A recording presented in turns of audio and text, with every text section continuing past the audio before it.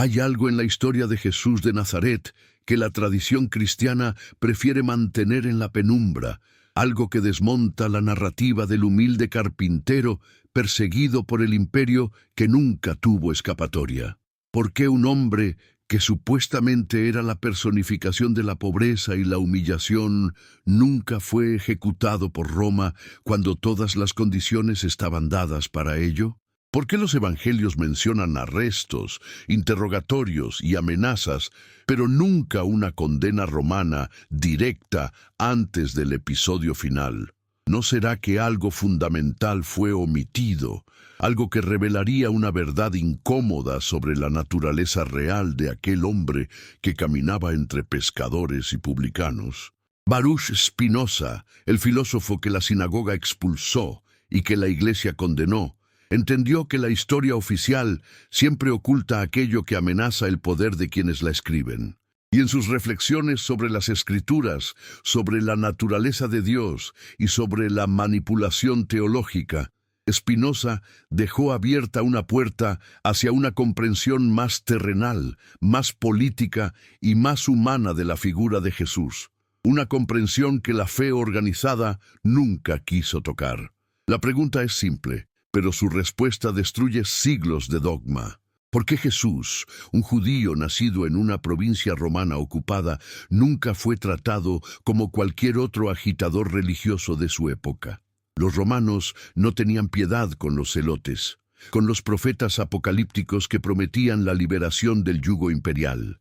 Crucificaban a cientos, a miles. Pero Jesús, que predicaba en público, que desafiaba autoridades, que reunía multitudes, que hablaba de un reino que no era de este mundo, caminó libre durante años. ¿Cómo es posible? La respuesta tradicional, la que repiten los púlpitos, es que todo era parte del plan divino, que Jesús debía cumplir su misión antes de ser sacrificado. Pero esa respuesta es una evasión, porque no explica por qué Roma, que no conocía la paciencia ni la misericordia con los rebeldes, permitió que un hombre con ese nivel de influencia siguiera hablando, siguiera moviendo masas, siguiera siendo una amenaza potencial al orden público. Spinoza nunca escribió directamente sobre la ciudadanía romana de Jesús, pero su método de análisis textual y su comprensión de la política religiosa revelan algo crucial. Lo que los evangelios no dicen es tan importante como lo que dicen, y lo que no dicen es que Jesús, o más precisamente su padre José, poseía un estatus legal que lo protegía de la brutalidad romana. La ciudadanía romana, o al menos algún tipo de protección legal que funcionaba como tal, era la única explicación racional para la inmunidad que Jesús gozó durante su ministerio. No era fe lo que lo protegía, no era el destino, era la ley. Y esa ley estaba escrita en documentos que José poseía, registros que probaban su estatus, su legitimidad, su derecho a no ser tratado como un simple judío de provincia. Pero ¿cómo un carpintero de Nazaret pudo obtener algo tan valioso como la ciudadanía romana? ¿No era Nazaret un pueblo insignificante, un lugar del que, como dice el Evangelio, no podía salir nada bueno? Aquí es donde la narrativa oficial comienza a tambalearse, porque si investigamos, si dejamos de lado la devoción ciega y miramos la historia con los ojos de Spinoza, con la razón fría que él defendía, encontramos que José no era un simple artesano.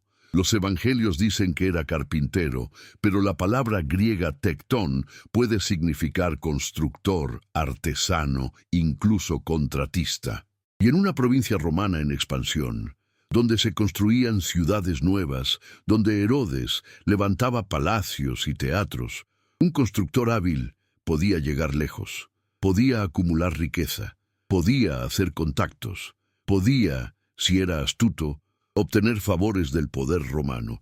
Y aquí entra algo que la tradición cristiana oculta con fervor: Séforis. A pocos kilómetros de Nazaret, Séforis era una ciudad romana en plena reconstrucción durante la juventud de Jesús.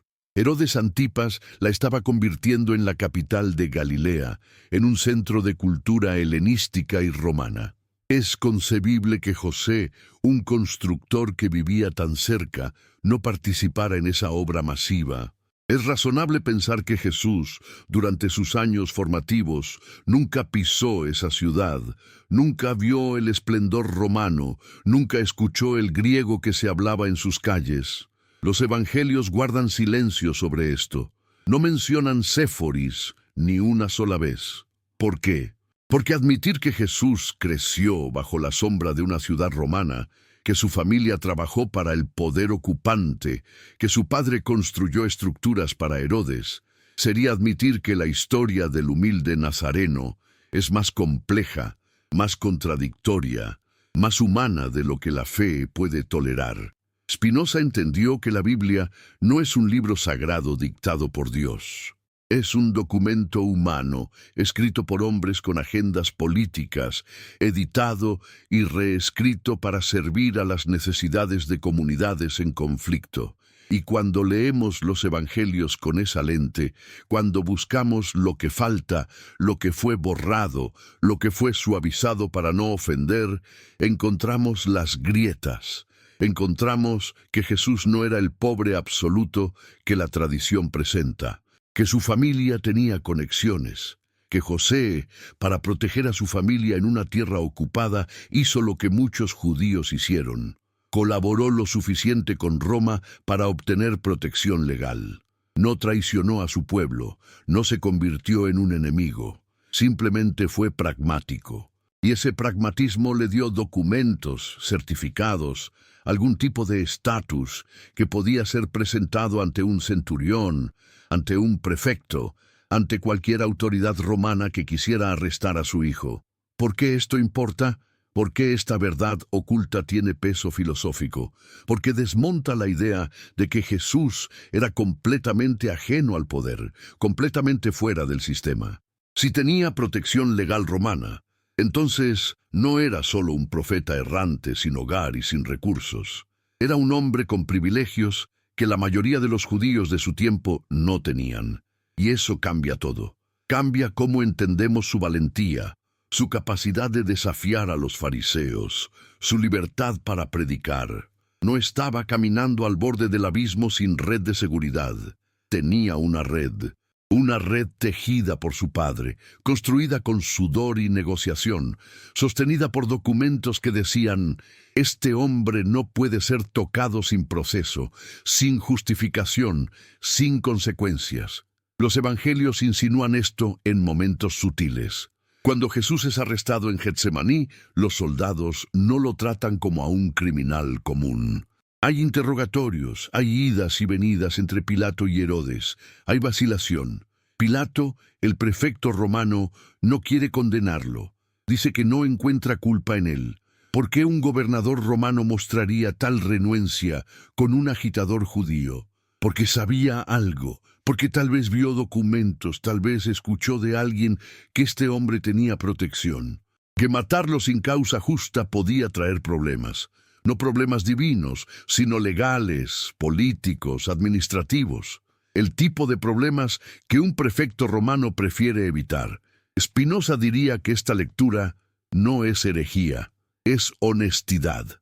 Es mirar la historia sin la niebla de la adoración, sin la necesidad de convertir a un hombre en un Dios. Porque si Jesús era Dios encarnado, si era literalmente divino, entonces nada de esto importa. Pero si era un hombre extraordinario pero hombre al fin, entonces cada detalle de su vida importa, cada ventaja que tuvo, cada protección que gozó, cada recurso que su familia pudo acumular. Todo eso forma parte de la historia completa.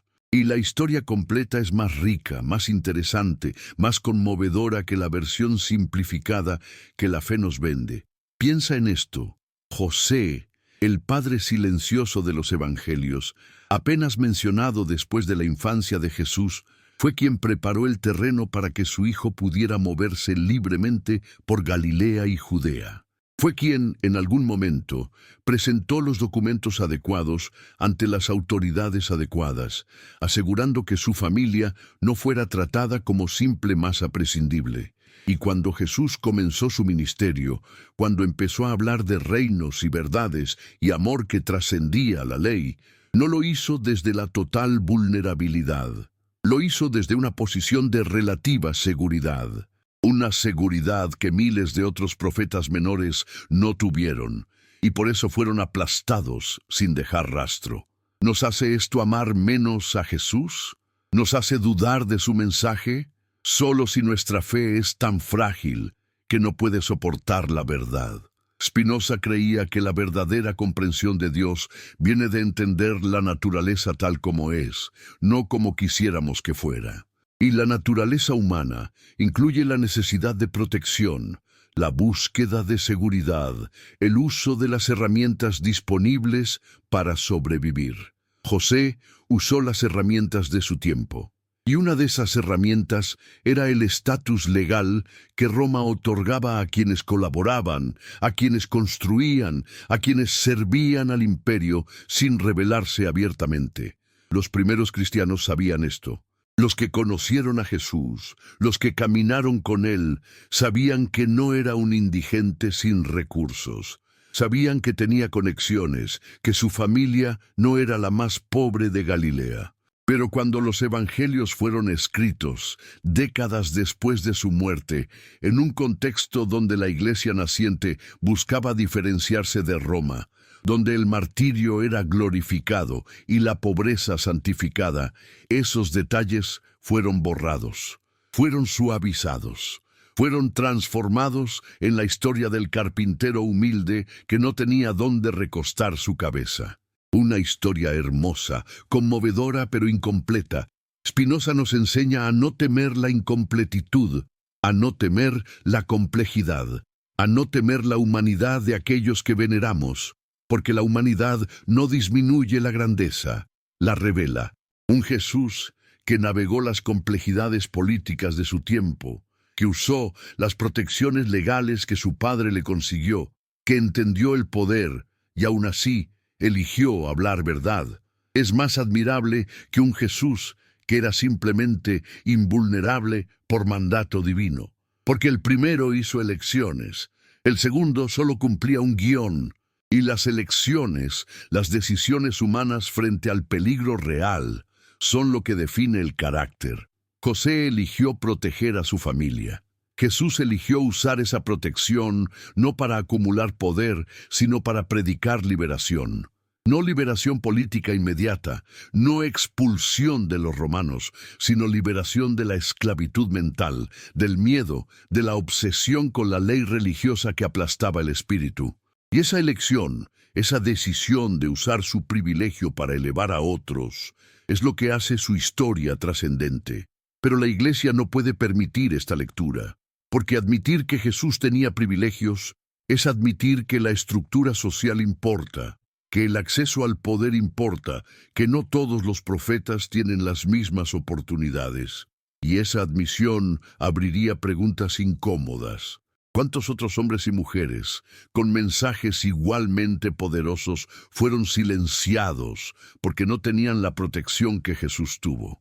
¿Cuántas voces fueron crucificadas sin juicio, sin registro, sin evangelios que preservaran sus palabras? La tradición prefiere el mito del pastor solitario contra el mundo, porque ese mito no cuestiona la estructura del poder. Pero la verdad spinoziana cuestiona todo.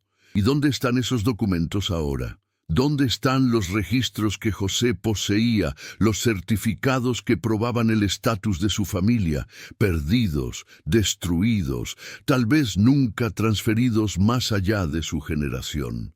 Pero su existencia puede inferirse de la evidencia negativa, de lo que no pasó. Jesús predicó durante años en territorio romano. Fue arrestado múltiples veces según los evangelios, pero siempre liberado hasta el final. Esa no era la experiencia de los agitadores comunes. Los romanos no eran conocidos por su paciencia infinita. Si Jesús caminó libre tanto tiempo, Si evitó la crucifixión hasta que fue traicionado y entregado con cargos fabricados, es porque algo lo protegía. Y en el mundo romano, lo que protegía era la ley, el estatus, el reconocimiento oficial de que este hombre no era cualquier hombre. Spinoza nos invita a mirar esto sin romanticismo, a ver la historia como un entrelazamiento de fuerzas políticas, económicas, religiosas y personales. A entender que los grandes personajes históricos no existen en el vacío, sino en contextos complejos que los moldean tanto como ellos moldean esos contextos. Jesús fue moldeado por Galilea, por Séforis, por la presencia romana, por la ocupación, por las tensiones entre colaboradores y celotes, por la educación que recibió de José, por los recursos que su familia pudo o no pudo acumular. Y en ese moldeamiento, en esa formación humana, encontramos no la disminución de su mensaje, sino su profundización. Porque un mensaje de amor y perdón pronunciado desde la seguridad total es fácil, pero pronunciado desde una seguridad parcial, consciente de que esa seguridad puede ser revocada en cualquier momento, consciente de que el privilegio es frágil, ese mensaje adquiere otra dimensión. Jesús sabía que sus documentos no lo harían inmortal. Sabía que llegado cierto punto, si las autoridades religiosas lo querían muerto con suficiente fervor, Roma encontraría una forma. Y aún así habló, aún así desafió, aún así eligió la verdad sobre la seguridad. Y esa elección, esa voluntad de arriesgarlo todo, incluso cuando tienes algo que perder, es lo que la filosofía de Spinoza celebra. Porque Spinoza mismo lo hizo. Renunció a su comunidad, a su seguridad, a su herencia para escribir verdad. Sabía lo que era tener protección y elegir abandonarla por principios. Y cuando miramos a Jesús con esa lente, cuando vemos en él a un hombre que pudo haber usado su estatus para construir poder político, para aliarse con Herodes o con Roma, para vivir una vida cómoda y segura, pero eligió el camino del profeta errante, del maestro sin hogar permanente, del crítico implacable del establishment religioso, entonces su grandeza no disminuye, se magnifica.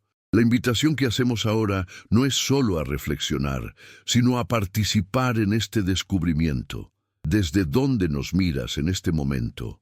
¿Desde qué ciudad? ¿Desde qué país?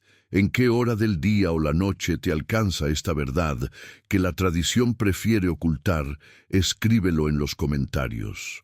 Comparte esta revelación con alguien cercano, con un amigo que busque verdad más allá de los dogmas y desea que las bendiciones lleguen a su familia, porque la verdad compartida es bendición multiplicada.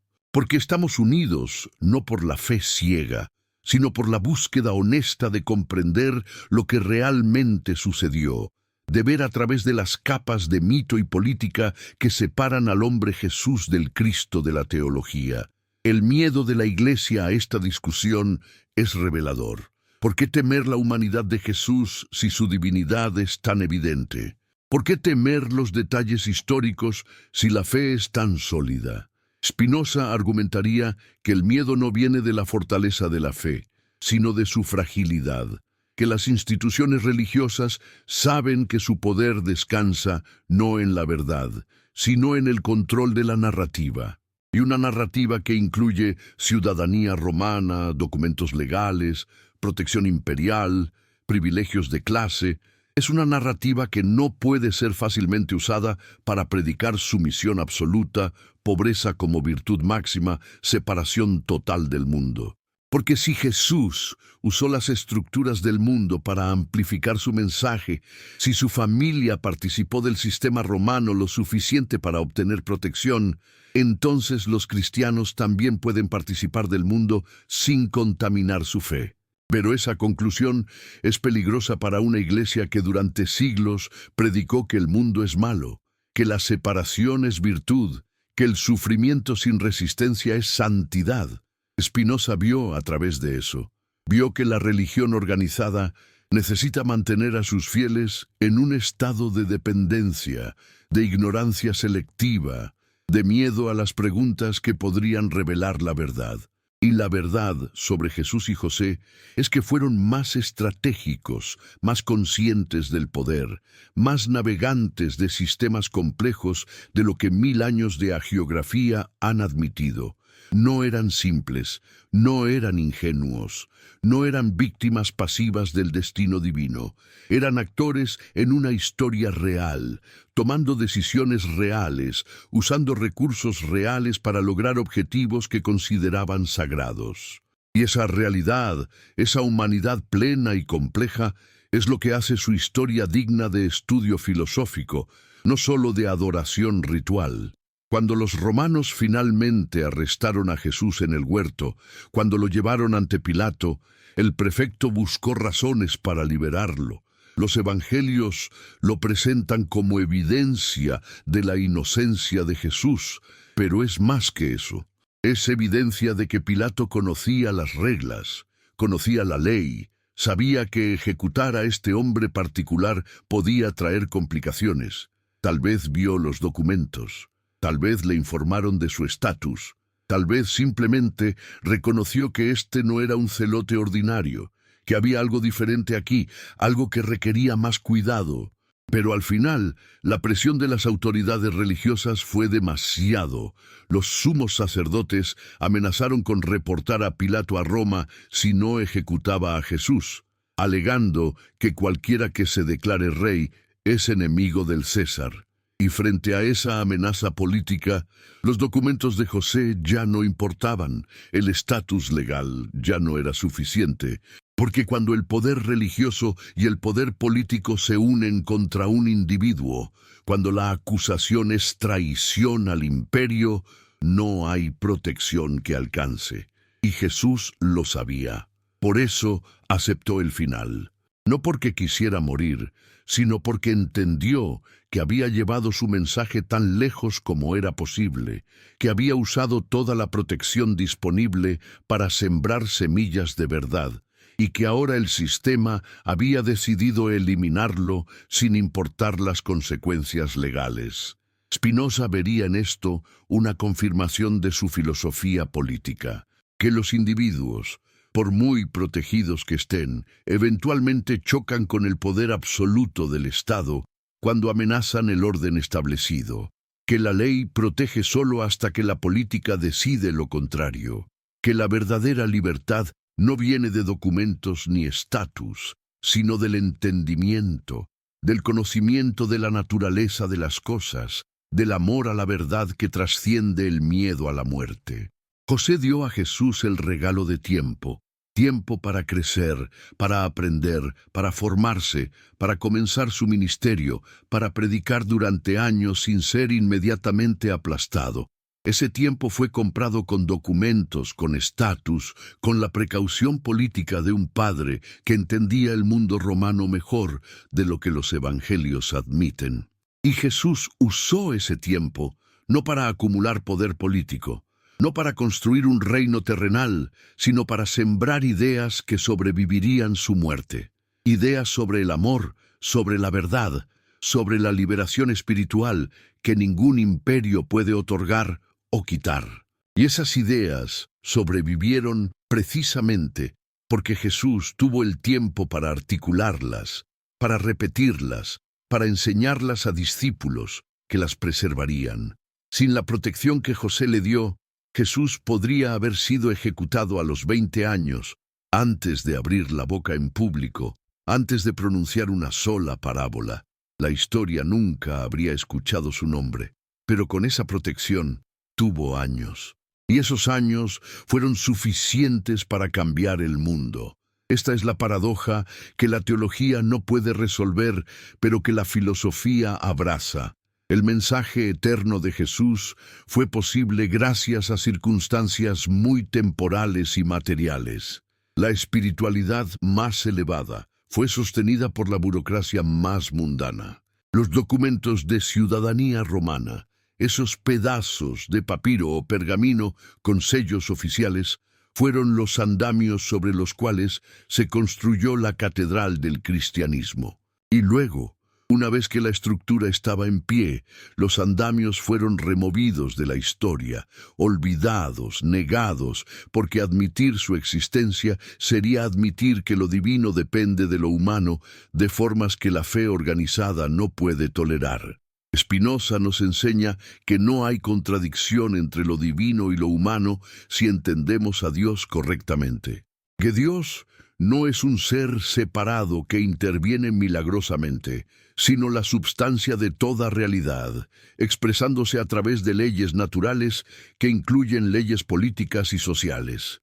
Y bajo esa comprensión, José, obteniendo ciudadanía romana para proteger a su familia, es tan parte del plan divino como cualquier milagro narrado en los evangelios, porque es parte de la cadena causal que permitió que Jesús existiera, predicara y transformara la conciencia humana. ¿No es más asombroso ver cómo lo ordinario se convierte en extraordinario? Como un acto burocrático mundano, un carpintero presentando documentos ante un oficial romano, se convierte en el primer eslabón de una cadena que llega hasta nosotros 2000 años después, haciendo que nos cuestionemos todo lo que creíamos saber. Esa es la verdadera maravilla.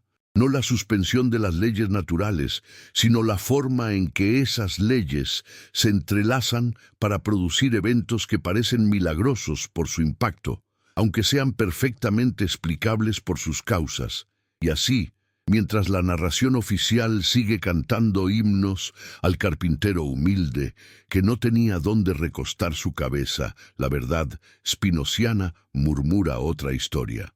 La historia de un hombre que tuvo más de lo que la mayoría, que usó ese privilegio sabiamente, que reconoció la protección que su padre le dio y eligió no desperdiciarla en seguridad personal, sino en riesgo profético. Esa es una historia más hermosa, más inspiradora, más humana y más divina que el mito simplificado que la tradición vende. Pero esta verdad es peligrosa, porque si la gente entiende que los grandes líderes espirituales fueron también navegantes astutos de sistemas políticos, que usaron privilegios y protecciones para amplificar sus mensajes, entonces esos mismos individuos podrían empezar a hacer preguntas sobre las instituciones religiosas actuales. Podrían empezar a notar cómo esas instituciones acumulan poder político, cómo usan documentos legales y estatus para proteger sus intereses, cómo navegan los sistemas del mundo mientras predican desprendimiento del mundo.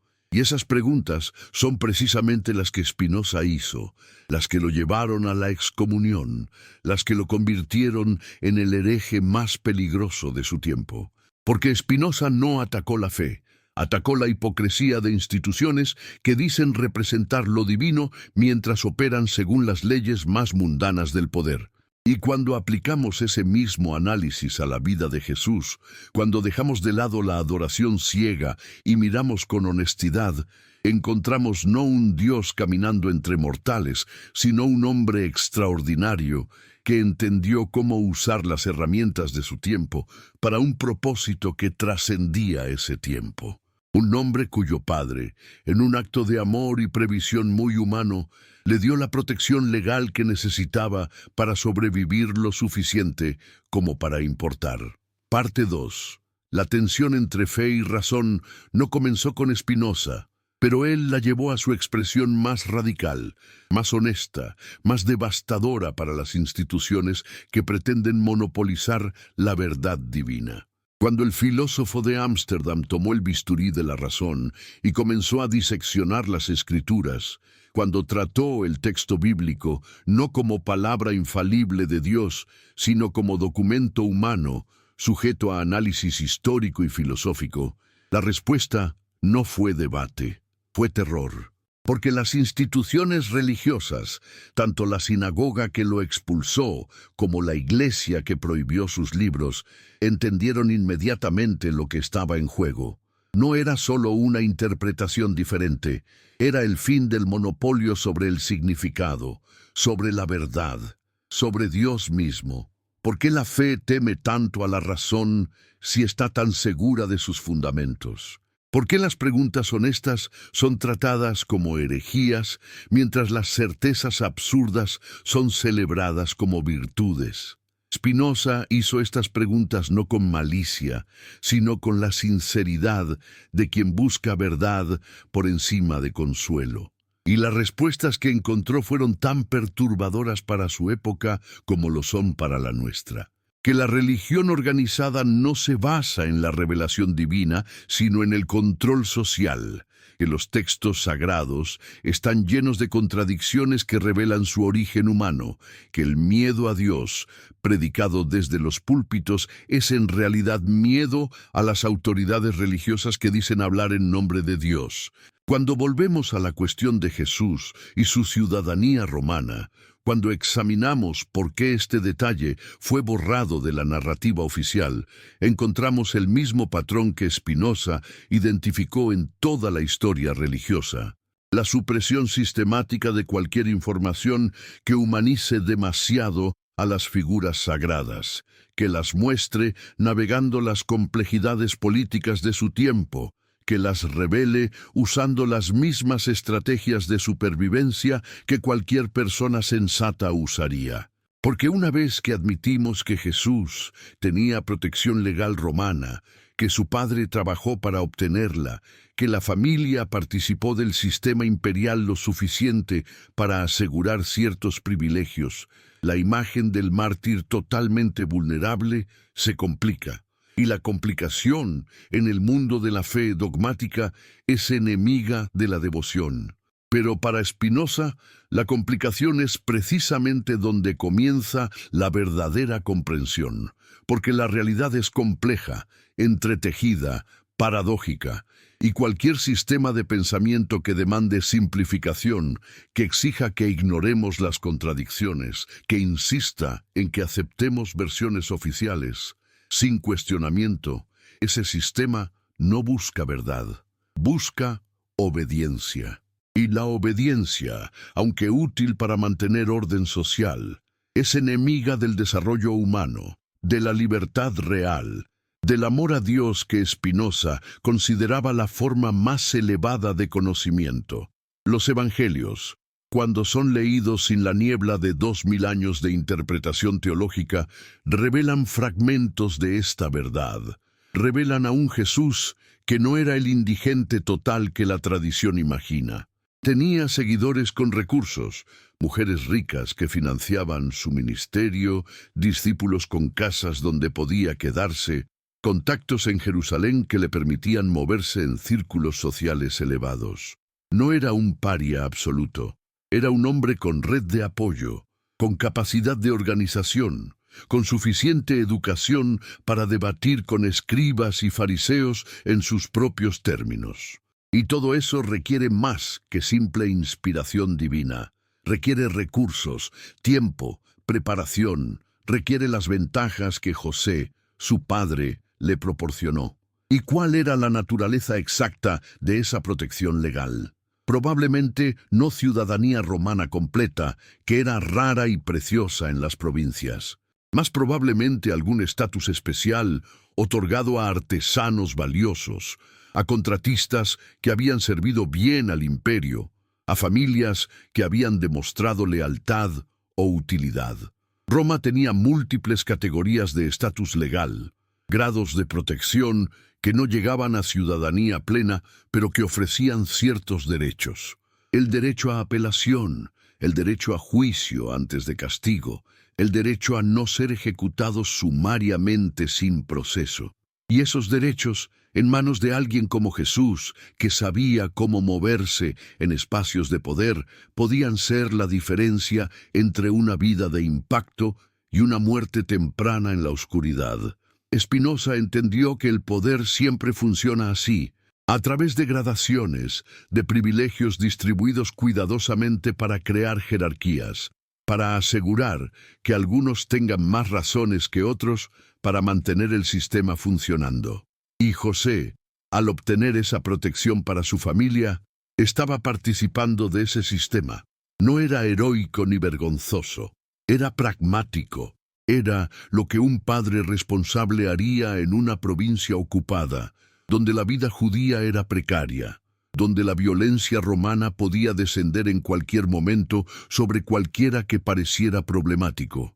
Pero la teología cristiana no puede permitir esta lectura pragmática. Necesita que José sea una figura casi fantasmal, que aparece solo para darle legitimidad davídica a Jesús y luego desaparece sin dejar huella significativa. Necesita que toda la preparación, todo el entrenamiento, toda la protección de Jesús venga directamente del Espíritu Santo, no de decisiones humanas inteligentes tomadas por su padre y su familia. Porque admitir la agencia humana es admitir la contingencia histórica. Es admitir que si José hubiera tomado decisiones diferentes, si hubiera sido menos previsor, si no hubiera obtenido esa protección, el cristianismo tal como lo conocemos podría no existir. Y esa contingencia es intolerable para una fe que se presenta como destino divino inevitable. Pero es exactamente lo que la filosofía espinociana celebra, que los grandes eventos de la historia humana no son predestinados por un Dios separado que manipula eventos como un titiritero, sino que emergen de la compleja interacción de causas naturales, incluyendo decisiones humanas, contextos políticos, oportunidades económicas, todo funcionando según leyes que podemos entender si nos atrevemos a mirar sin miedo. ¿Por qué entonces la Iglesia persiguió a Spinoza con tanto odio? ¿Por qué sus libros fueron prohibidos, quemados, declarados más peligrosos que cualquier herejía anterior? Porque Spinoza no solo cuestionó doctrinas específicas, cuestionó el método completo de la teología, la idea misma de que hay verdades que deben ser aceptadas por fe sin examen racional. Argumentó que todo puede y debe ser examinado, que Dios no se ofende por nuestras preguntas, sino que las invita, que la verdadera blasfemia es pretender que la ignorancia es virtud y que la curiosidad es pecado. Y cuando aplicamos ese método spinociano a la vida de Jesús, cuando nos preguntamos cómo realmente sobrevivió tanto tiempo en un ambiente político tan hostil, la respuesta que emerge no es milagrosa, pero es fascinante. Sobrevivió porque su familia le dio herramientas de supervivencia. Documentos legales fueron una de esas herramientas, educación fue otra.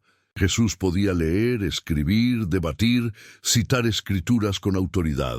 Eso no viene de simple inspiración divina. Viene de años de estudio, de acceso a textos, de tiempo dedicado al aprendizaje en lugar de al trabajo manual constante. Y ese tiempo, ese acceso, requiere recursos que la mayoría de los campesinos galileos no tenían.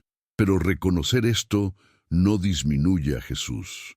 Al contrario, lo magnifica, porque muestra que tomó las ventajas que tuvo y las usó no para enriquecerse, no para escapar de las realidades de su pueblo, sino para hablar verdad al poder de formas que solo alguien con cierta protección podía permitirse.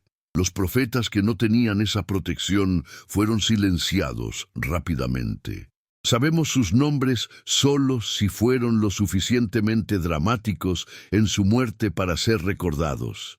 Pero Jesús pudo predicar durante años, pudo construir un movimiento, pudo entrenar discípulos que continuarían su trabajo, precisamente porque no fue inmediatamente aplastado. Y aquí está la paradoja que Spinoza nos ayuda a ver. El mensaje de liberación espiritual que Jesús predicó fue posible gracias a su relativa libertad física, y esa libertad física fue asegurada por la participación de su familia en el sistema romano que él mismo criticó. No hay contradicción aquí, solo la complejidad de la vida real. Solo la verdad de que todos vivimos en sistemas que no creamos, que debemos navegar esos sistemas para sobrevivir, y que los más grandes entre nosotros son aquellos que usan su navegación exitosa no para su propio beneficio, sino para desafiar los fundamentos mismos de esos sistemas. ¿No es más inspirador este Jesús humano, Este Jesús que entendió el poder y eligió usarlo contra sí mismo, que un Jesús que simplemente flotaba por encima de todas las preocupaciones materiales protegido por escudos invisibles de divinidad. ¿No nos da más esperanza saber que alguien con privilegios eligió arriesgarlo todo en lugar de aceptar la versión sanitizada de un mártir que nunca tuvo nada que perder? Spinoza perdió mucho por decir verdad. Perdió su comunidad, su herencia, su lugar seguro en el mundo. Pero tuvo la libertad de escribir porque vivía en Ámsterdam, en una república relativamente tolerante, con patrones que lo apoyaban. Usó esa libertad para crear filosofía que cambió el pensamiento occidental. Si hubiera nacido 100 años antes en España, habría sido quemado antes de escribir una palabra. El contexto importa, las protecciones importan. Y reconocer que importan no es debilitar el mensaje de los grandes pensadores. Es entender cómo los mensajes revolucionarios realmente emergen y se propagan. Los discípulos de Jesús entendieron esto instintivamente. Cuando Pedro fue arrestado, apeló a su ciudadanía romana. Cuando Pablo fue capturado, hizo lo mismo. No consideraron que usar protecciones legales romanas fuera traición a su fe.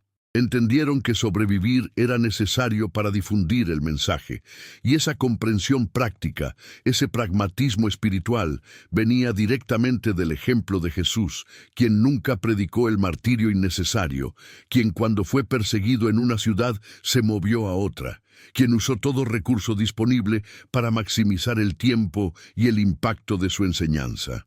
Pero la Iglesia posterior romantizó el martirio, lo convirtió en el ideal supremo, en la prueba máxima de fe, y en ese proceso oscureció la realidad de que Jesús y sus primeros seguidores fueron estratégicos, cuidadosos, conscientes de cuándo confrontar y cuándo retirarse. No eran buscadores de muerte. Eran buscadores de verdad que entendían que morir demasiado pronto sería desperdiciar la oportunidad de plantar semillas que pudieran crecer. Y las semillas que plantaron crecieron precisamente porque tuvieron tiempo. Tiempo comprado, con documentos legales, con apelaciones a autoridades romanas, con el uso inteligente de las leyes y protecciones disponibles. Sin ese tiempo, el cristianismo habría sido una secta menor más del judaísmo del primer siglo, olvidada en la historia. Pero con ese tiempo, se convirtió en la fuerza que transformó el mundo occidental.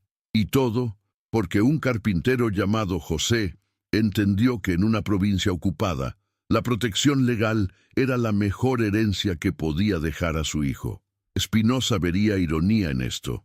Que la religión que más ferozmente atacó la razón, que declaró herejía al pensamiento crítico, que quemó libros y filósofos por hacer preguntas honestas, esa religión debe su existencia misma a decisiones profundamente racionales, pragmáticas y materiales tomadas por personas que entendieron cómo funcionaba el poder. José obteniendo protección romana fue un acto de razón, no de fe. Jesús, usando esa protección para maximizar su impacto, fue estrategia, no milagro, y los discípulos, apelando a sus derechos legales, fue supervivencia inteligente, no cobardía. Pero admitir esto es admitir que la fe y la razón no son opuestos, que la espiritualidad más elevada puede y debe estar informada por la comprensión más clara de cómo funciona el mundo. Que orar a Dios no significa ignorar las leyes naturales y sociales, sino trabajar dentro de ellas con la mayor sabiduría posible.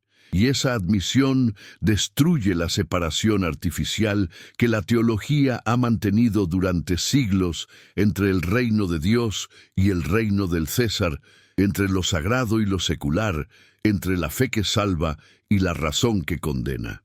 Spinoza sabía que esa separación era falsa, que solo hay una realidad, una substancia divina expresándose de infinitas formas, que lo que llamamos leyes naturales Son simplemente la forma en que Dios actúa, que entender esas leyes es conocer a Dios más profundamente que cualquier cantidad de oraciones memorizadas. Y que los individuos que logran los mayores impactos espirituales son precisamente aquellos que mejor entienden las leyes del mundo en que viven y trabajan con ellas, no contra ellas. Jesús entendió las leyes del poder romano. Entendió que con protección legal podía predicar más tiempo. Entendió que desafiando a las autoridades religiosas, en lugar de las romanas, podía evitar arresto inmediato. Entendió que construyendo un movimiento con personas leales, podía asegurar que su mensaje sobreviviera a su eventual muerte. Todo esto es estrategia humana brillante y no contradice para nada su carácter espiritual. Al contrario, muestra que el espíritu más elevado es aquel que puede operar efectivamente en el mundo material sin ser corrompido por él. Y esa es la lección que la Iglesia no puede enseñar, porque enseñarla sería empoderar a la gente para que piense críticamente, para que use todos los recursos disponibles, para que no acepte sufrimiento innecesario como virtud. Sería admitir que Jesús no predicó la pasividad absoluta, sino la acción estratégica. Que no dijo, acepta toda injusticia sin resistencia, sino sé sabio como serpiente y simple como paloma. Lo cual significa exactamente usar inteligencia práctica mientras mantienes pureza de propósito. Pero una congregación que piensa así es difícil de controlar. Una congregación que entiende que puede y debe usar las leyes, los derechos, los recursos disponibles para protegerse y avanzar sus valores, esa congregación no acepta simplemente lo que los líderes religiosos dicen. Pregunta, cuestiona, demanda evidencia. Y eso es exactamente lo que Spinoza hizo, lo que lo llevó a la excomunión, lo que hizo sus libros peligrosos. ¿Y qué descubrió Spinoza al aplicar este método crítico a las Escrituras, que fueron escritas por múltiples autores a lo largo de siglos, que contienen contradicciones irreconciliables, que reflejan las agendas políticas de sus autores, que los milagros narrados pueden ser explicados naturalmente o son exageraciones de eventos ordinarios? Que los profetas eran hombres con imaginaciones vívidas, no receptores de mensajes divinos literales. Que toda la estructura de la religión revelada es construcción humana diseñada para controlar poblaciones a través del miedo y la esperanza. Estas conclusiones fueron escandalizadas entonces, y lo son ahora. Pero son conclusiones a las que cualquiera llega si examina las Escrituras sin presuponer su infalibilidad, si las lee como leería cualquier otro texto antiguo, con ojo crítico hacia inconsistencias, contradicciones, motivos de sus autores. Y una vez que ves las Escrituras así, una vez que reconoces su humanidad, no puedes volver a la fe infantil que simplemente acepta cada palabra como verdad eterna.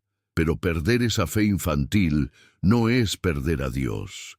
Es, según Spinoza, encontrar al Dios real, al Dios que es la naturaleza misma, que opera a través de leyes comprensibles, que no necesita milagros, porque la existencia misma es el milagro, y es encontrar a Jesús real, no el Dios hombre de la teología, sino el hombre extraordinario que navegó su momento histórico con brillantez, que usó todas las ventajas que tuvo para plantar ideas revolucionarias, que entendió que su eventual martirio sería más poderoso si venía después de años de enseñanza en lugar de inmediatamente.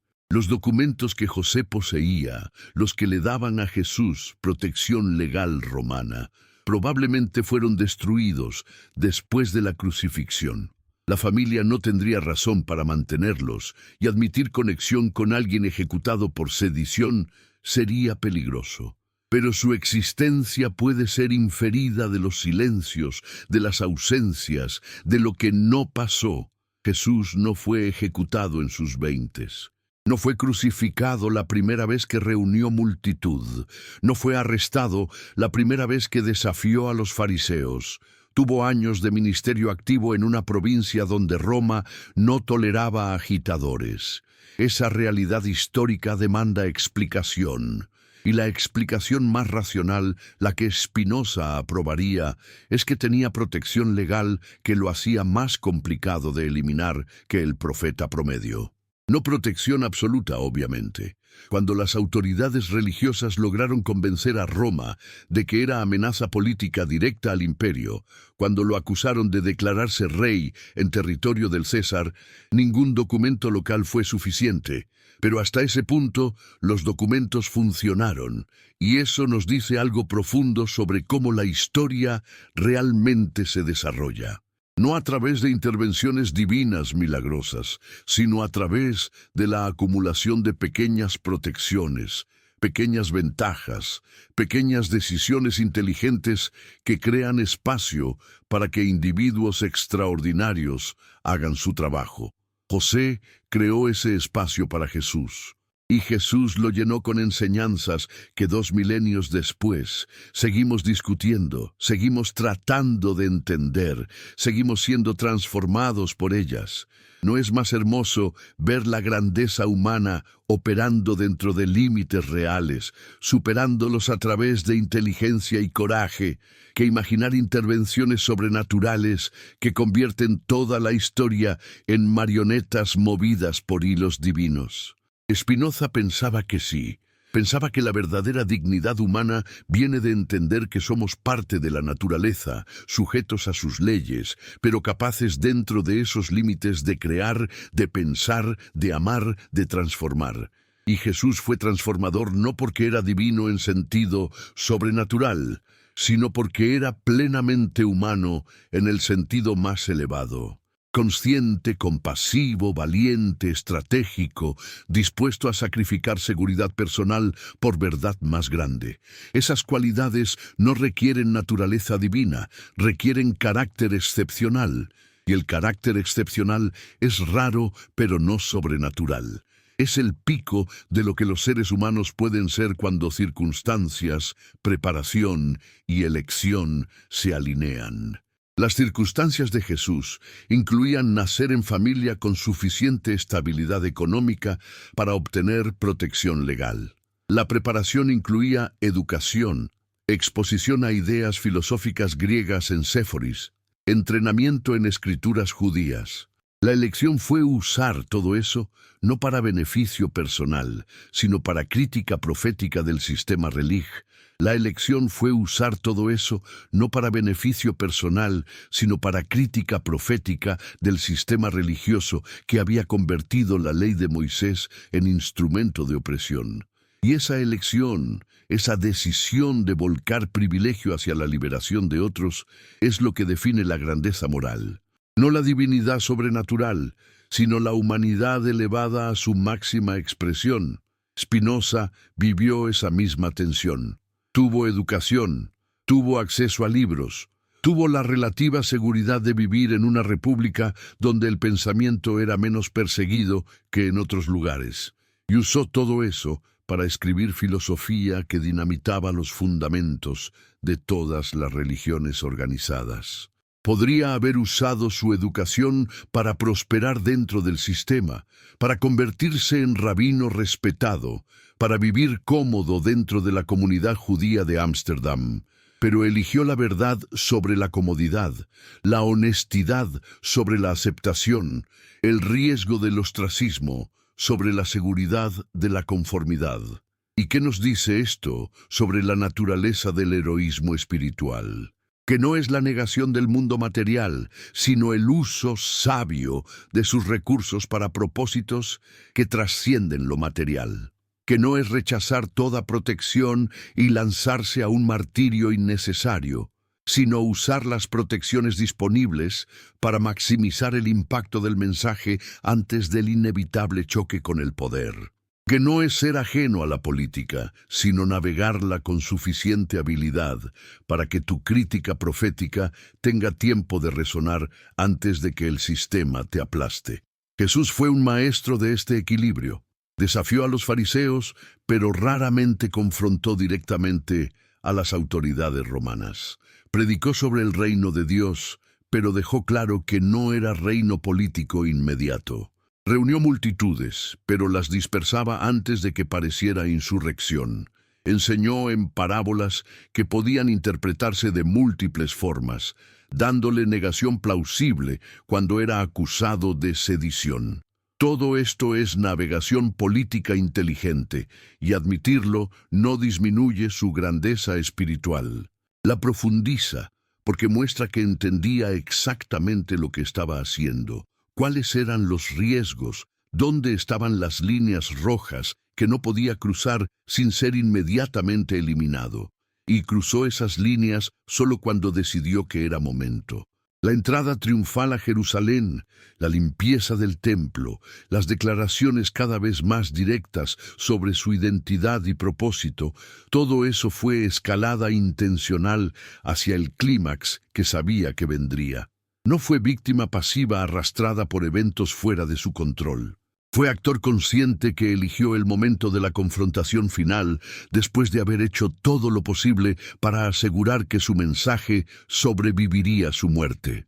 Y esa preparación incluía haber entrenado discípulos durante años, haber construido comunidad leal, haber plantado semillas de ideas en suficientes mentes para que cuando fuera ejecutado, la ejecución misma se convirtiera en símbolo poderoso en lugar de fin del movimiento. Estrategia, no destino.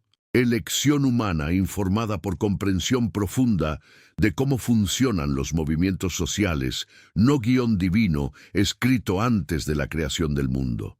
Spinoza nos enseña a rechazar el determinismo teológico que niega la agencia humana real. Sí, todo tiene causas. Sí, estamos sujetos a leyes naturales.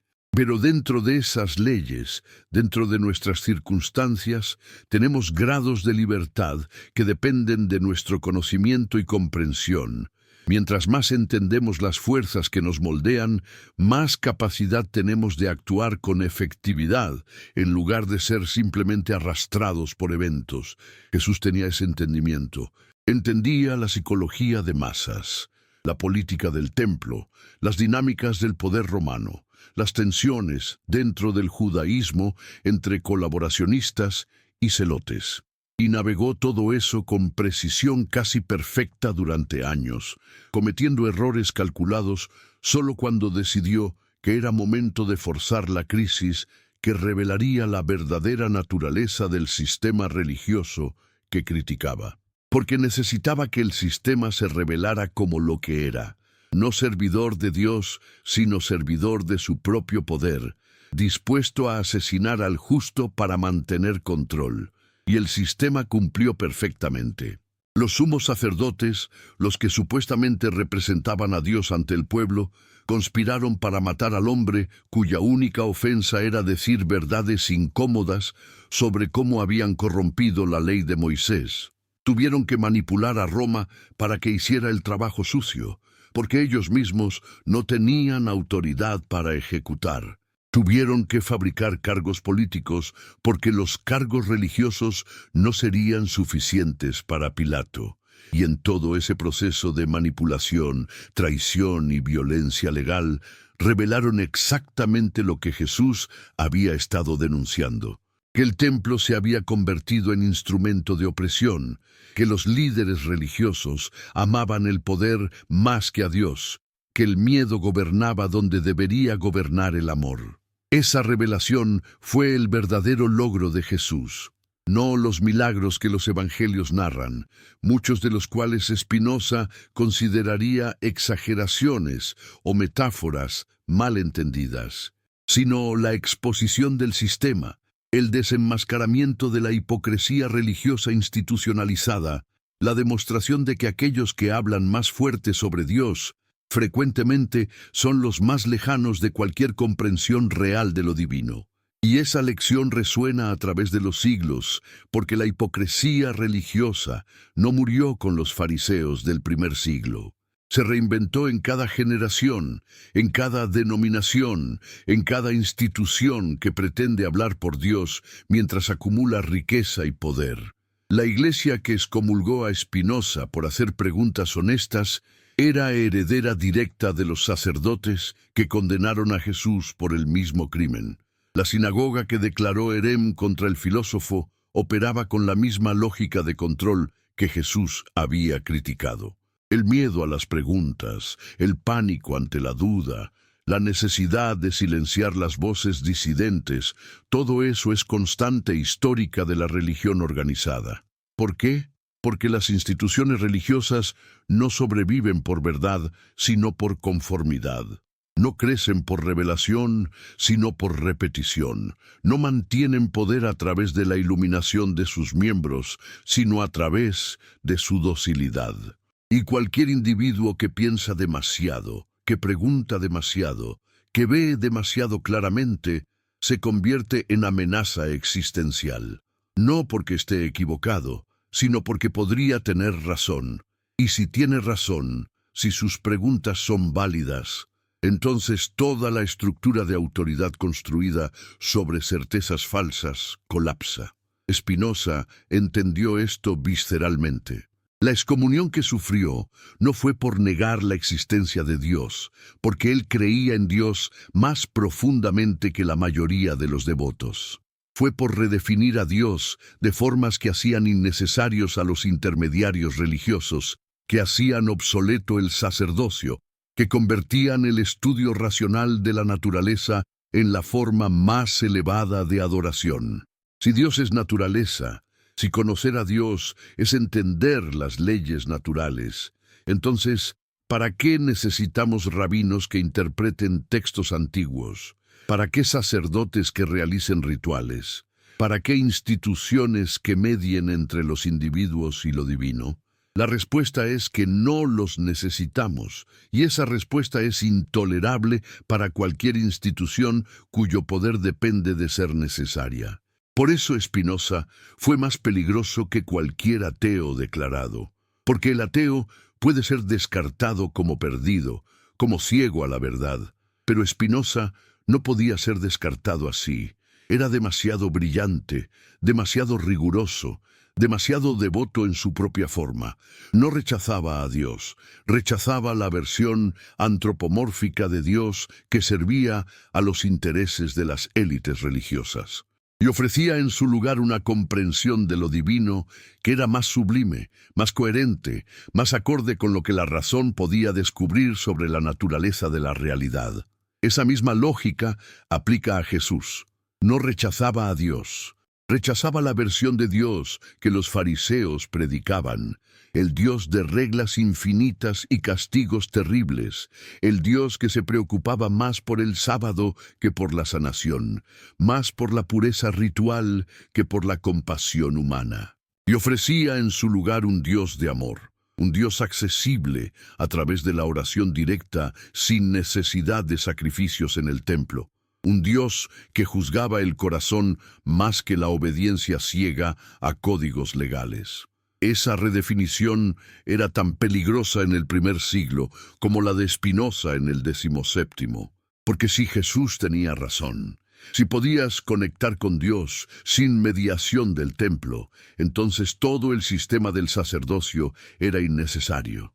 Los diezmos, los sacrificios, las peregrinaciones, la autoridad de interpretar la ley, todo eso perdía justificación. Y los que vivían de ese sistema, los que derivaban poder y riqueza de él, no podían permitir que esa herejía se propagara. Por eso lo mataron, no porque afirmara ser el Mesías, porque había habido muchos candidatos mesiánicos antes y después, sino porque su versión del judaísmo hacía obsoleto el templo, y el templo era el centro del poder religioso, económico y político judío bajo ocupación romana. Era la institución que mantenía algún grado de autonomía judía, que negociaba con Roma, que controlaba a la población. Y Jesús, con su predicación de acceso directo a Dios, con su crítica del comercio en el templo, con su sugerencia de que la oración en una habitación era tan válida como el sacrificio en el altar, estaba cortando la base misma de ese poder, Los documentos que José había obtenido protegieron a Jesús durante años de esta venganza institucional. Pero eventualmente, cuando la amenaza que representaba se hizo demasiado grande, cuando su popularidad se volvió imparable, cuando parecía que podría realmente iniciar un movimiento que vaciaría el templo de peregrinos y dinero, entonces las autoridades religiosas decidieron que tenía que morir sin importar las protecciones legales que tuviera. Y encontraron la forma. No cargos religiosos que podrían ser debatidos, sino cargos políticos que obligarían a Roma a actuar. Sedición, traición al emperador, declararse rey en territorio romano. Pilato sabía que los cargos eran fabricados. Por eso trató de liberarlo. Por eso ofreció el intercambio con Barrabás. Por eso se lavó las manos simbólicamente. Pero al final cedió a la presión, porque mantener paz con las élites locales era más importante que la vida de un individuo, incluso un individuo inocente. Y así, la combinación de hipocresía religiosa y pragmatismo político produjo la crucifixión. No destino divino, política humana en su forma más brutal y banal. Spinoza vería en esto confirmación de su filosofía política, que los estados funcionan según lógica de poder, no de justicia, que las instituciones religiosas, cuando tienen poder político, son tan capaces de violencia como cualquier institución secular, que la separación entre religión y Estado no es solo deseable, sino necesaria para la libertad humana. Porque cuando se unen, cuando el poder político está al servicio de dogma religioso, o cuando las instituciones religiosas ejercen poder político directo, el resultado es siempre opresión de los que piensan diferente. La historia de Jesús es la historia de un hombre que desafió esa fusión de poder religioso y político y fue destruido por ella, pero su destrucción no fue el fin. Fue el comienzo de algo más grande, porque sus discípulos entendieron el mensaje, lo preservaron, lo expandieron, y eventualmente, irónicamente, ese mensaje se convirtió en la base de una nueva religión institucional que cometería los mismos pecados que Jesús había denunciado. La Iglesia se convirtió en el nuevo templo, los obispos en los nuevos sumos sacerdotes, la doctrina en la nueva ley opresiva. Y cuando Spinoza apareció 15 siglos después, señalando estas repeticiones, señalando que la Iglesia cristiana había traicionado el mensaje de Jesús, tanto como el templo judío había traicionado el mensaje de Moisés, la reacción fue predecible. Excomunión, prohibición, condena. Porque las instituciones religiosas nunca aprenden la lección fundamental que sus propios fundadores trataron de enseñar, que el espíritu mata cuando se convierte en letra, que la revelación se vuelve opresión cuando se institucionaliza, que el amor a Dios degenera en miedo a los hombres que dicen hablar por Dios. Pero hay esperanza en la filosofía de Spinoza, y hay esperanza en el ejemplo de Jesús. La esperanza es que la verdad, aunque sea suprimida, aunque sea distorsionada, aunque sea usada para propósitos opuestos a su intención original, nunca muere completamente. Siempre hay individuos en cada generación que redescubren el mensaje original detrás de las capas de dogma. Siempre hay pensadores que se atreven a preguntar las preguntas que las instituciones prohíben. Siempre hay buscadores que prefieren la verdad incómoda a la mentira confortable.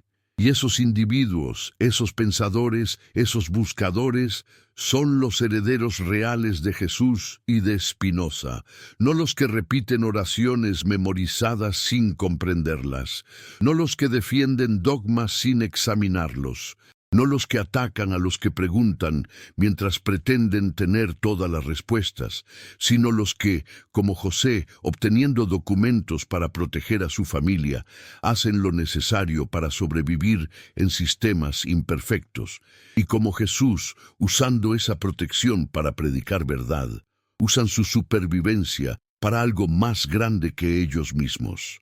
Y como Spinoza arriesgando todo por honestidad intelectual, Eligen la verdad sobre la comodidad, incluso cuando el precio es alto. Esta narrativa que estamos desarrollando aquí, esta exploración de cómo Jesús realmente navegó su mundo, no es ataque a la fe, es invitación a una fe más madura, más honesta, más acorde con lo que la razón y la evidencia histórica nos muestran. Es fe que no teme las preguntas porque sabe que la verdad sobrevive al escrutinio. Es fe que no necesita milagros literales porque encuentra lo milagroso en la complejidad de causas naturales que producen individuos extraordinarios en momentos cruciales. Es fe que ama a Jesús más profundamente precisamente porque lo ve como plenamente humano, luchando con las mismas limitaciones que todos enfrentamos, pero trascendiéndolas a través de coraje y claridad de visión. ¿Y qué hay de los documentos perdidos?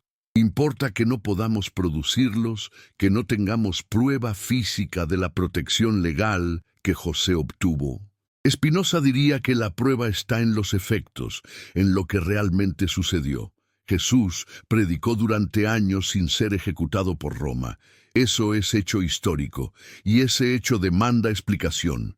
La explicación teológica tradicional es que Dios lo protegió milagrosamente, pero esa explicación no explica por qué Dios dejó de protegerlo en el momento de la crucifixión. El plan divino requería exactamente 3 años de ministerio. ¿Por qué no 2 o 4? ¿Por qué ese momento específico? La explicación racional es que protecciones humanas, legales y sociales, funcionaron hasta que dejaron de funcionar, hasta que la presión política superó la protección legal, hasta que las autoridades religiosas convencieron a Roma de que este individuo era amenaza que justificaba ignorar los procedimientos normales.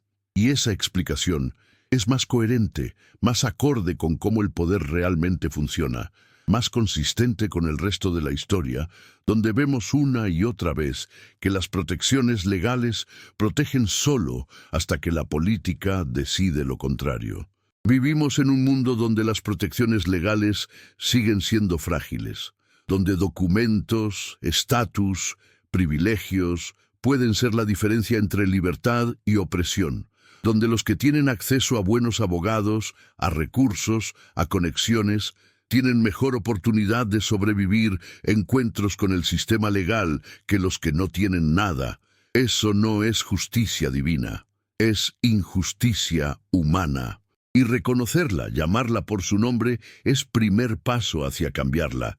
Jesús reconoció la injusticia de su sistema, habló contra ella constantemente, señaló cómo la ley se usaba para oprimir a los pobres mientras los ricos encontraban lagunas, cómo los sacerdotes vivían en lujo mientras viudas daban su última moneda al templo, cómo la pureza ritual se valoraba más que la compasión humana. Y todo eso era crítica social radical, no solo prédica espiritual. Era análisis de poder, exposición de hipocresía, llamado a revolución de valores. Y pudo hacer esa crítica durante años porque tenía suficiente protección para no ser silenciado inmediatamente. Sin esa protección, habría sido otro profeta olvidado. Con ella tuvo tiempo para articular una visión que 2 milenios después seguimos debatiendo. Y ese tiempo, ese espacio para pensar y hablar y enseñar, fue regalo de su padre. Regalo pragmático, material, legal. Regalo que la teología prefiere ignorar porque complica la narrativa simple del Salvador divino descendiendo entre mortales. Pero la narrativa compleja es más bella. Es historia de padre e hijo, de preparación cuidadosa y uso valiente de esa preparación, de privilegio transformado en propósito profético. Es historia que honra tanto la previsión humana como el coraje excepcional. Es historia que nos dice que nosotros también, con nuestros recursos limitados, con nuestras protecciones frágiles, con nuestro entendimiento incompleto, podemos hacer diferencia. Que no necesitamos ser dioses para cambiar el mundo, solo necesitamos ser plenamente humanos, conscientes, comprometidos con verdad, dispuestos a usar lo que tenemos para algo más grande que nosotros mismos. Spinoza vivió esa verdad. Jesús la encarnó. Y cada generación tiene oportunidad de redescubrirla, de vivir según ella, de transmitirla a la siguiente generación, no como dogma, sino como invitación. Invitación a pensar, a cuestionar, a buscar, a encontrar. Invitación a no conformarse con respuestas fáciles cuando preguntas difíciles acechan detrás de ellas. Invitación a amar la verdad más que la comodidad, la honestidad más que la pertenencia, la libertad de pensamiento más que la seguridad de la conformidad. Esa invitación sigue abierta. En este momento, mientras lees estas palabras, estás eligiendo aceptarla o rechazarla. Estás decidiendo si prefieres la versión simple y sanitizada de la historia que la tradición ofrece, o si estás dispuesto a mirar más profundo, a ver la complejidad, a abrazar la humanidad de aquellos que veneramos. No hay respuesta correcta impuesta. Solo la libertad de elegir, la responsabilidad de decidir, la consecuencia de vivir con nuestra elección.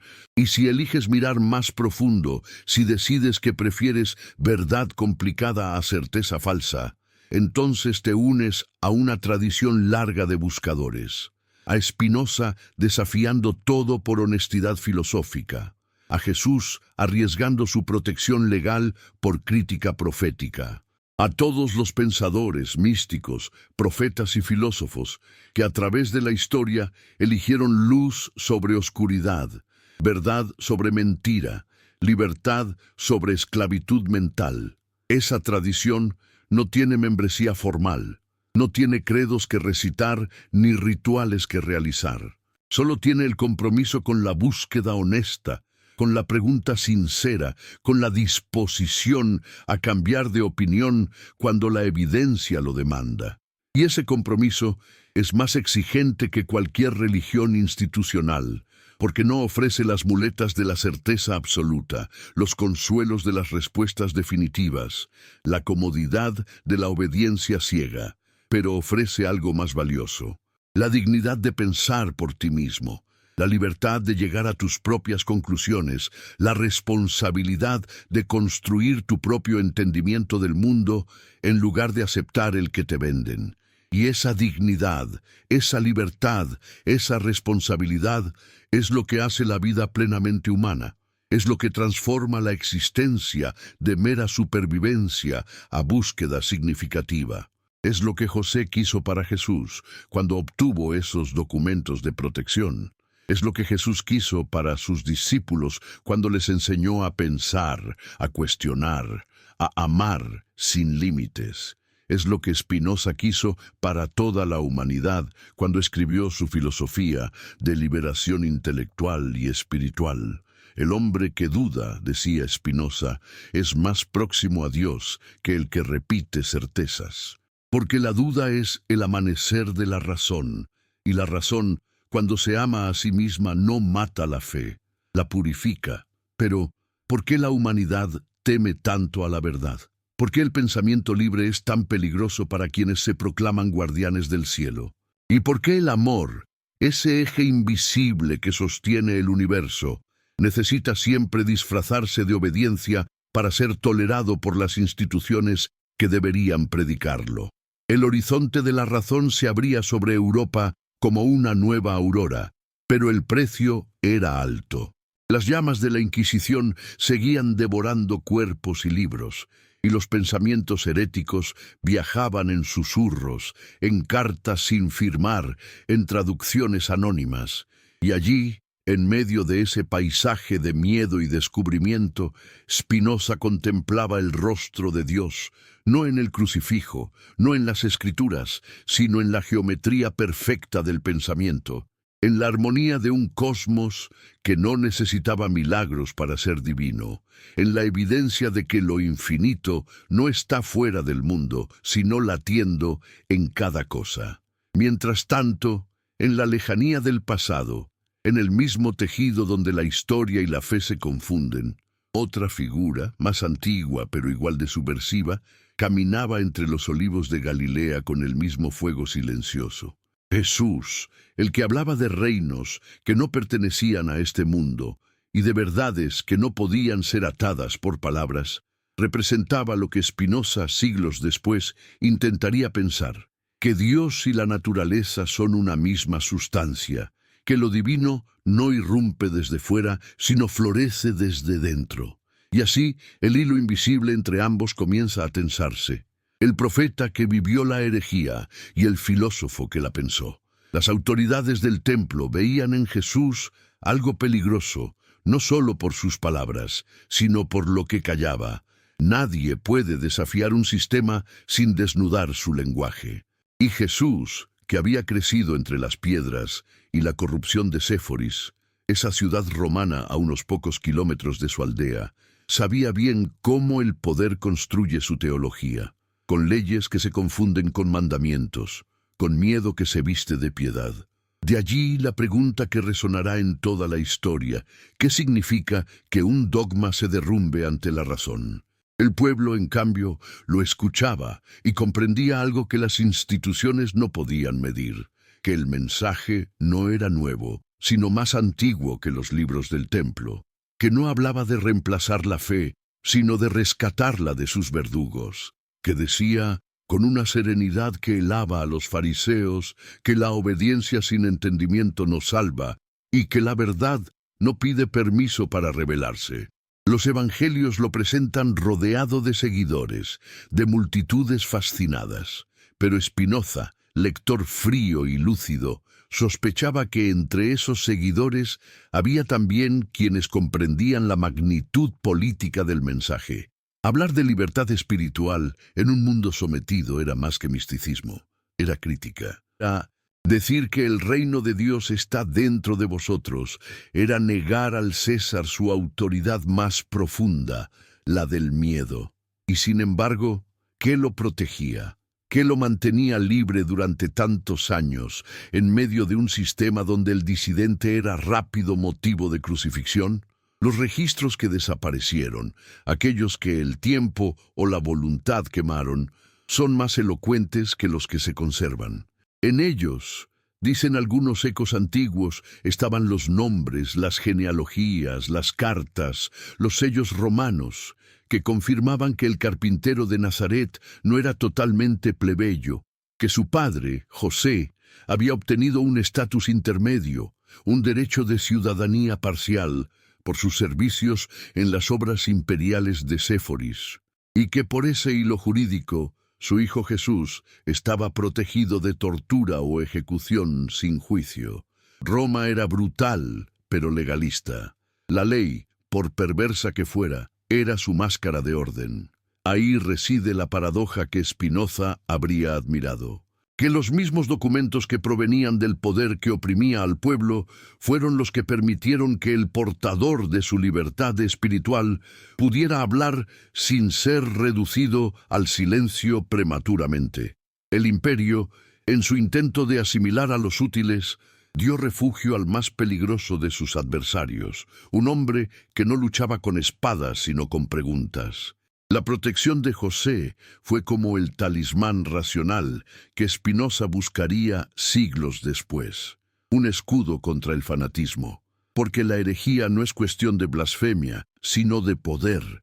No se persigue al que niega a Dios, sino al que lo vuelve innecesario para legitimar a los hombres que se proclaman sus mediadores. ¿Por qué la Iglesia teme más a las dudas que a las herejías? Porque la duda no puede ser quemada, puede ser contenida, sofocada, pero nunca destruida.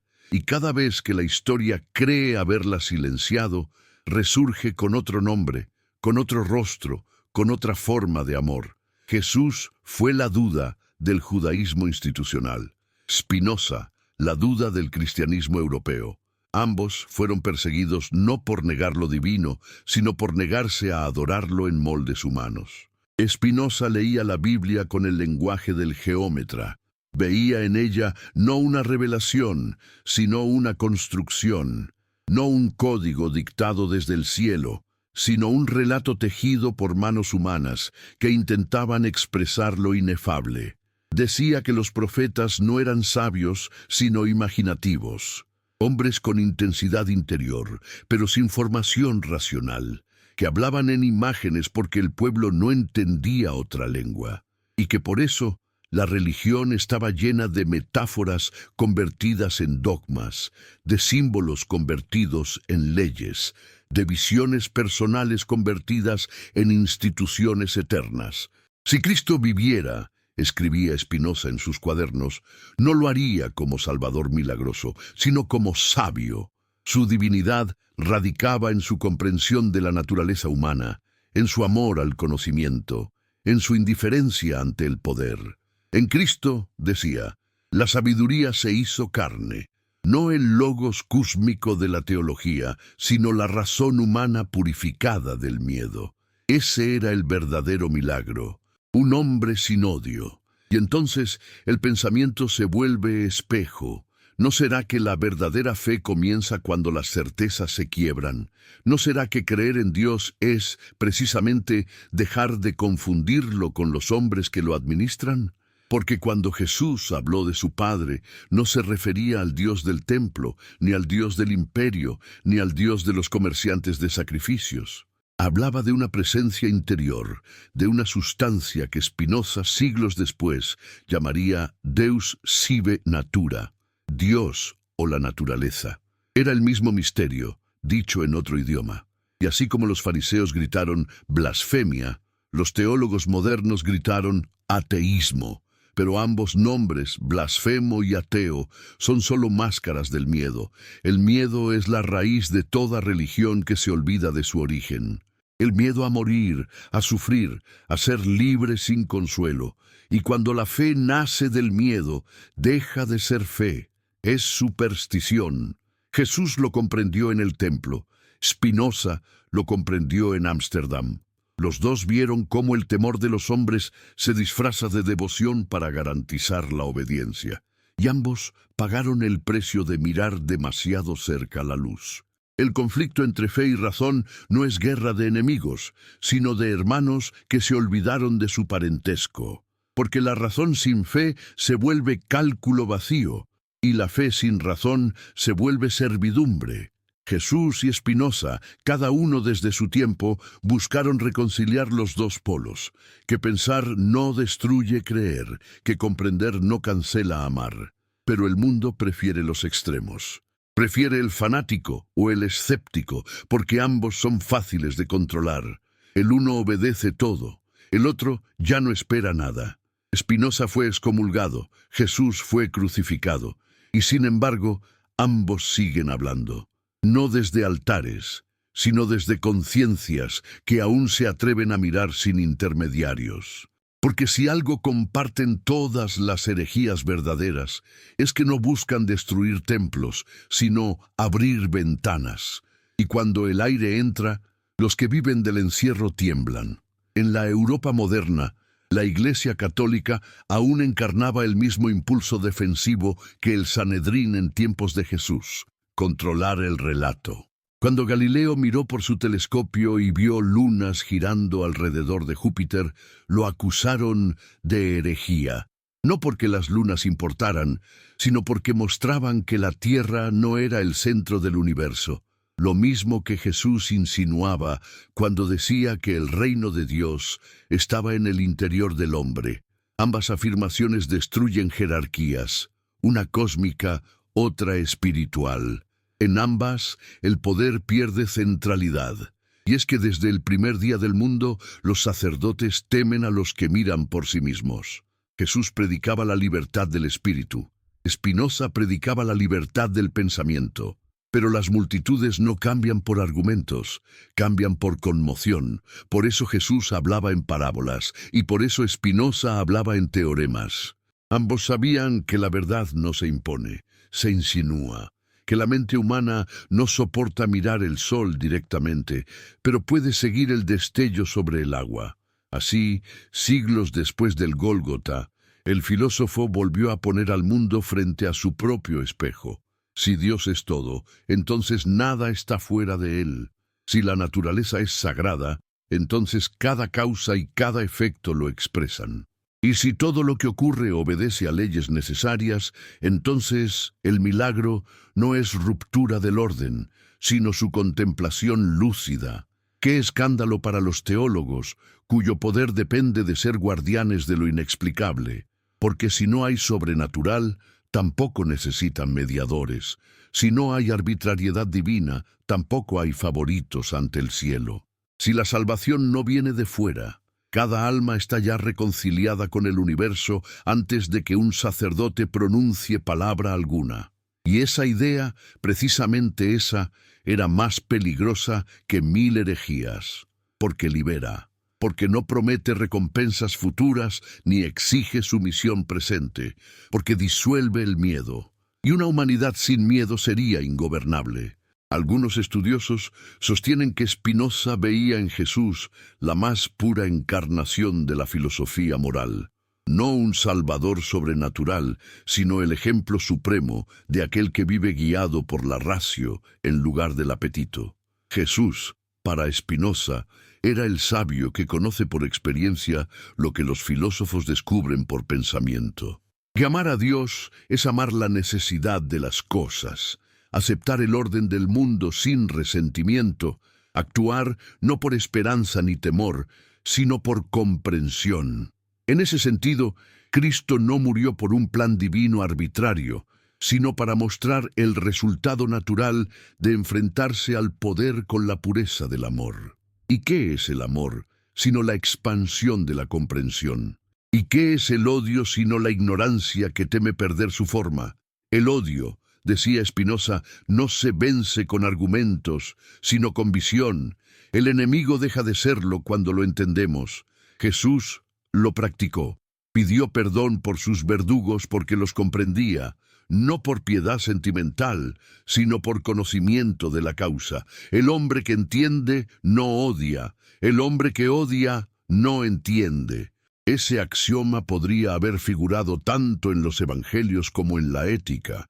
Y aquí la historia repite su ironía. Spinoza, que fue llamado enemigo de Dios, amó más profundamente que la mayoría de sus inquisidores. Jesús, que fue acusado de blasfemia, encarnó la fe más pura que el templo haya olvidado. Lo que destruye a los profetas no es la falta de amor, sino su exceso. El mundo no soporta tanto reflejo de lo divino en forma humana. El filósofo y el profeta se miran desde siglos de distancia y se reconocen. Ambos son testigos de una verdad que hiere, que la humanidad necesita creer en ficciones para sostener su orden. Que la verdad no enriquece a las iglesias ni a los estados, porque no genera poder ni miedo. Que la razón y la fe, cuando se abrazan, disuelven las jerarquías que alimentan a quienes viven de ellas. Y así llegamos al corazón del conflicto. Jesús predicó lo que Spinoza pensó. Spinoza pensó lo que Jesús vivió. Uno lo mostró en acciones y parábolas, el otro en axiomas y demostraciones. Pero el mensaje es el mismo. Dios no está en los templos ni en los dogmas, sino en la naturaleza viva, en la mente que comprende, en la humanidad que se atreve a pensar.